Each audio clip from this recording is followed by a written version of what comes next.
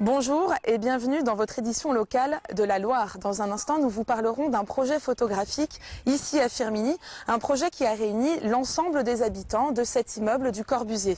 Mais avant cela, place au reste de l'actualité dans votre département. Illégale, indigne et même inhumaine. Maurice Vincent n'a pas de mots assez forts pour qualifier la décision de la nouvelle majorité municipale de suspendre 9 cadres de l'Opéra-Théâtre. Une opération qu'il assimile à une véritable chasse aux sorcières. La suspension est une sanction, c'est très grave pour ces personnes évidemment qui ne savent même pas pourquoi elles sont mises en cause aujourd'hui. Pour d'autres, au contraire, cette mesure doit permettre de faire toute la lumière sur d'éventuels dysfonctionnements. Elle ne présume pas du tout de la culpabilité ou de l'innocence des gens. Elle permet d'enquêter, elle permet aux gens aussi de préparer leur défense. Elle permet aussi de figer des situations pour pas qu'il y ait d'aggravation dans certains cas. L'enquête devra notamment établir l'origine des dérapages budgétaires, 600 000 € l'an passé, et selon la nouvelle municipalité, plus d'1 million d'euros pour l'année en cours. La mairie s'interroge également sur des manœuvres pour tenter de dissimuler ce déficit. Le sentiment qu'on a, et c'était dit quand même assez ouvertement dans les notes qu'on a reçues, c'est que la fermeture du théâtre en octobre, novembre et décembre permettait finalement l'arrêt des spectacles. Donc on gelait à ce moment-là le budget et ça permettait de ne pas voter de budget de fonctionnement supplémentaire. Une fermeture programmée dont les personnels affirment ne jamais avoir été informés. Le directeur suspendu Vincent Bergeau n'a pas souhaité répondre à nos questions. Mais difficile dans ces conditions de travailler sereinement, notamment pour les choristes et l'orchestre qui prépare la représentation dans une semaine au Zénith du Carmina Burana. C'est assez surprenant, mais voilà, nous on vient faire notre travail. Après, oui, c'est déstabilisant effectivement, mais bon, c'est une période de toute façon trouble. Seule certitude, la représentation au Zénith reste programmée avec un nouveau chef à la tête de l'orchestre. Et la municipalité dit vouloir tout faire pour que la saison 2014-2015 se déroule normalement. Françoise, elle est prête la cuve ? Ici, le chef est multicasquette, directeur, chimiste, vérificateur. Alors quand on lui propose de se réunir avec ses voisins chefs d'entreprise, cet industriel n'a pas hésité. C'est vrai que de pouvoir échanger aussi des fois entre acteurs économiques, on va se dire tiens ça on le fait pas, ça on le fait mal, et on va pouvoir peut-être aussi se faire bénéficier un peu de nos expériences à tous. Un partage d'autant plus précieux en zone rurale. Réunir les 400 entrepreneurs du pays de Saint-Bonnet-le-Château en réseau, un challenge pour les tout petits comme pour les plus gros. On va se mettre un petit peu dans le giron de ces grands. Si je prends les problématiques de management ou les problématiques de démarche commerciale, ils ont plus d'expérience que nous.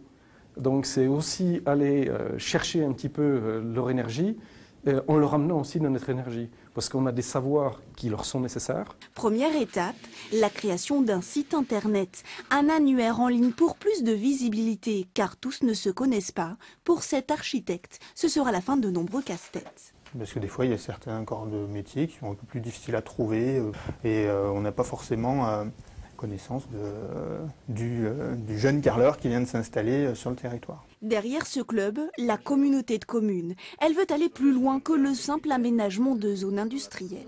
Si ça peut susciter des vocations justement de création d'entreprises, c'est le moment ou jamais de montrer que le territoire est dynamique et surtout prêt à recevoir de nouvelles activités. Lancé à la fin du mois, le réseau d'entreprises du Sud-Forêt s'adressera aussi au public en compilant les offres d'emploi de ses adhérents, bientôt sur Internet.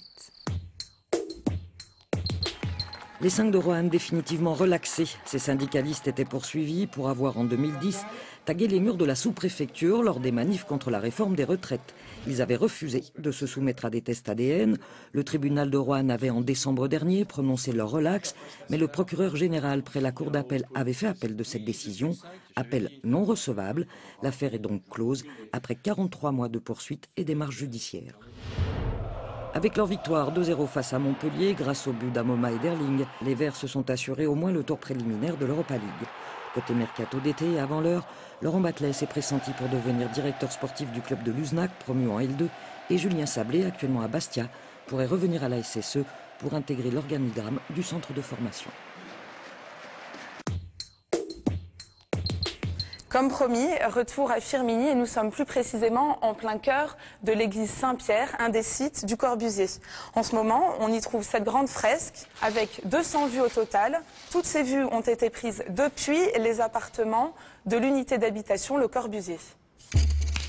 Derniers assemblages, dernière finition.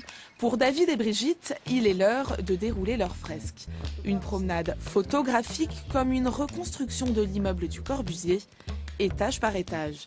Des points de vue de l'intérieur captés par les habitants depuis les 1000 appartements que compte l'unité d'habitation. Chacun le faisait avec ses moyens, à sa manière, avec plus ou moins du matériel, avec plus ou moins un regard, plus ou moins une manière de prendre les photos.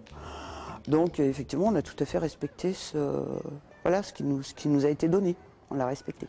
David et Brigitte, photographes à l'initiative du projet, ont récolté 600 photos qu'il a fallu trier pour n'en garder que 200.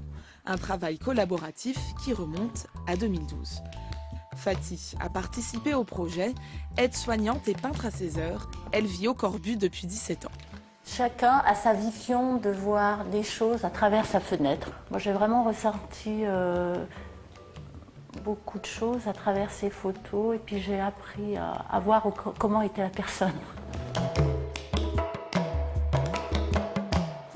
Il nous a semblé qu'on était tous attentifs à notre paysage et que ça parlait vraiment de notre vie au quotidien dans l'unité d'habitation. Entre voisins, lorsqu'on se rend visite, il est fréquent qu'on aille sur la loggia du voisin et qu'on dise « Ah, c'est ça ce que tu vois chez toi ».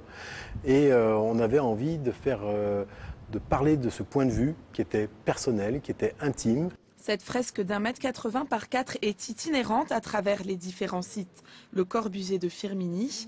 L'année prochaine, à l'occasion des 50 ans de la mort du célèbre architecte, la toile voyagera dans les 4 autres unités d'habitation qu'il a designées, à Marseille, Briey, Rezé et Berlin. Voilà, c'est la fin de cette édition.